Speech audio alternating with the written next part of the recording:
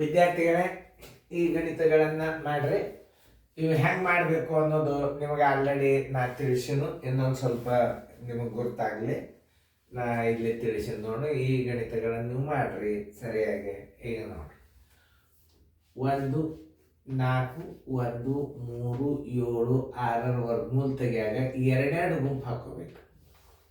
ಎರಡೆರಡು ಗುಂಪು ಹಾಕೊಂಡು ಭಾಗಾಕಾರ ಕ್ರಮದಾಗ ನೀವು ವರ್ಗಮೂಲ ತೆಗೆದ್ರೆ ಭಾಳ ಸರ.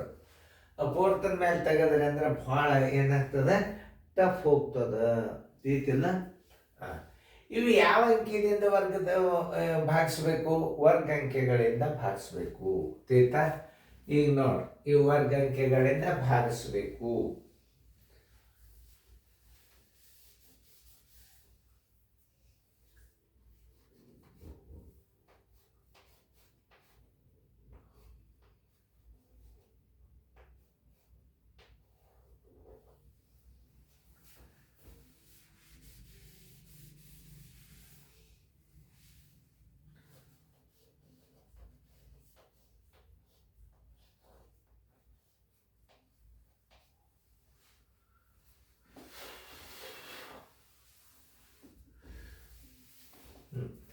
ನೀವು ಎಷ್ಟು ಸಾಧ್ಯದ ಅಷ್ಟು ಮಾಡಿರಿ, ನಾನು ತಿಳಿಸ್ತೀನಿ.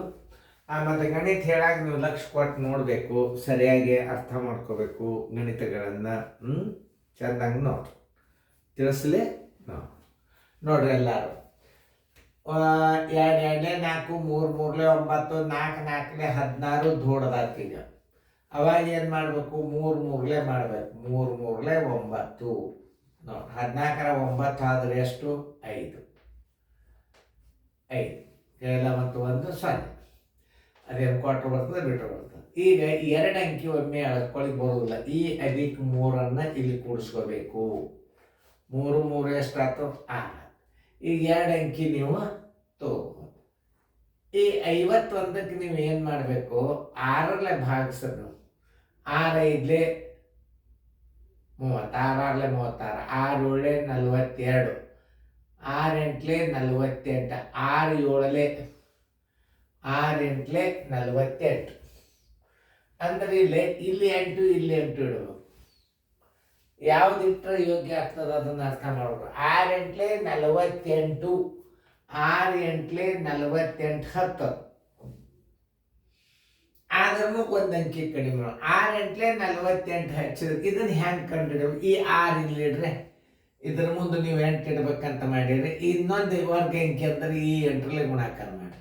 8 8 64 ಕೈಲ ಬಂತು 6, 8 6 48, 1 6 54. ಅಂದ್ರೆ 544 ದೊಡ್ಡದಾದ.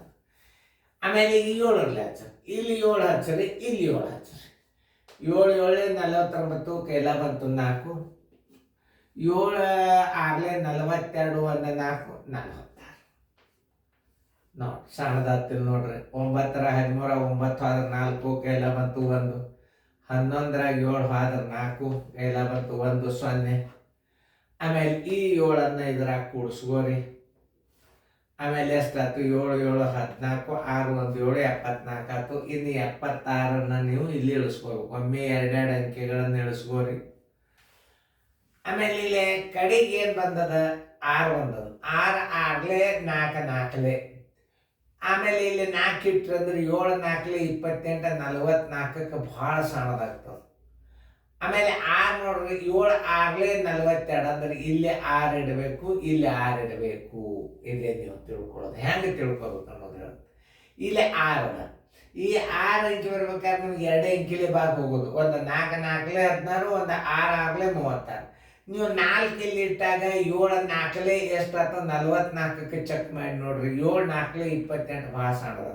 ಅದೇ ನೀವು 6 ಇಟ್ಟಾಗ ನೋಡ್ರಿ, 7 6 42 ಅಂದ್ರೆ 44ಕ್ಕೆ ಸಮೀಪ ಆಗ್ತದೆ. 6 ಹಚ್ಚೋದು. 6 6 36 ಕೈಲ ಬಂತು 3, 6 4 24, 1 3 27. ಆಯ್ಕೆ ಬರ್ಲಿಕ್ಕೆ ಹತ್ತದ ನೀವು ಹಚ್ಚಿದ ಅಂಕಿ ಕರೆಕ್ಟ್ ಅಂತ ಅರ್ಥ. 6 7 42, 1 2 44. ಬರೋಬರಿ 0 0 0 0.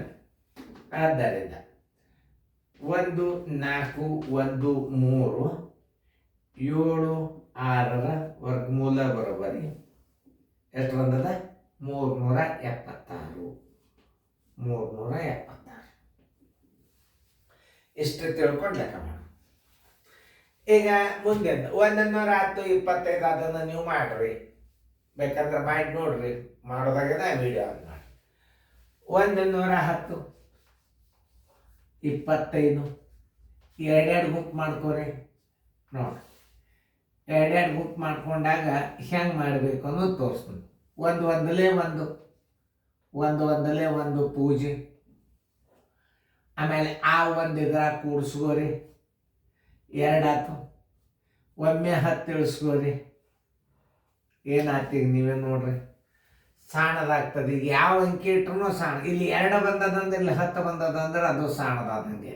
ಇಲ್ಲೊಂದು 0 ಕೊಡ್ರಿ, ಆಮೇಲೆ ಮುಂದೆ 25 ಇಳಿಸ್ಕೋರಿ. 5ರಲ್ಲಿ ವಿಚಾರ ಮಾಡಬೇಡ್ರಿ ನೀವು, 5ರಲ್ಲಿ ಇಲ್ಲಿ 5 ಇಡ್ರಿ, ಇಲ್ಲಿ 5 ಇಡ್ರಿ.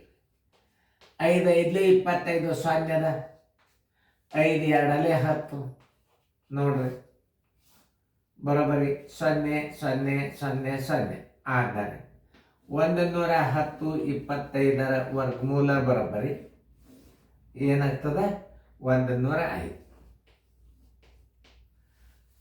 ತಿಳಿತಲ್ಲ? ಹಾಂ, ಇನ್ನೊಂದು ಬಾಯಲ್ಲಿ ಹೆಂಗೆ ಮಾಡೋದು ಅದನ್ನು ತಿಳಿಸ್ತಂದೆ ನಾನು. ಬಾಯಲ್ಲಿ ಮಾಡಾಗ ಒಂದು ನಿಯಮ, 110 25 ಇದನ್ನ ಅರ್ಧ, 25 ಅರ್ಧ ಭಾಗ ಮಾಡ್ರಿ. 5 × 5 25 ಆಯ್ತು. ಆಮೇಲೆ 10 × 11 ಎಷ್ಟಾಗ್ತದೆ ನೋಡ್ರಿ. ಕ್ರಮಬದ್ಧವಾದ ಮುಂದೆ 5 ಬಂದಿತ್ತು ಅಂದ್ರೆ 25, ಮುಂದೆ 5 ಬಂದಿರ್ತಾರೆ, ಹಿಂದಿಂದು 2 ಅನುಕ್ರಮ ಸಂಖ್ಯೆಗಳ ಗುಣಲಬ್ಧ ಇರಲೇಬೇಕು. 10 × 11 ಎಷ್ಟಾಯ್ತು? 110 ಆಯ್ತು. ಈ ಸಣ್ಣ ಅಂಕಿ ಇದನ್ನೊಂದು ಹೊರ ತಕೊಂಡು ಬಿಡ್ರಿ, ಉತ್ತರ ಮುಗೋದು 105. ನೀವು ಇಂಥ ಲೆಕ್ಕಗಳ ಲಕ್ಷ್ಯ ಕೊಟ್ಟು ನೋಡಿಬಿಡ್ರಿ. ನೀವು ಎಷ್ಟು ತಿಳಿತಾವಂದ್ರೆ ಗಣಿತಗಳು ಬಾಯಲ್ಲೇನೆ ಇಡುವತಕ್ಕಂಥ ವಿದ್ಯಾರ್ಥಿಗಳನ್ನು ಬಂದಿರ್ತಾರೆ. ಅದನ್ನು ಚೆಂದಾಗಿ ಬಿಡಿಸ್ಕೋರಿ, ಚೆನ್ನಾಗಿ ಫೇರ್ದಾಗ ಬರ್ಕೋರಿ ನೋಡಿ.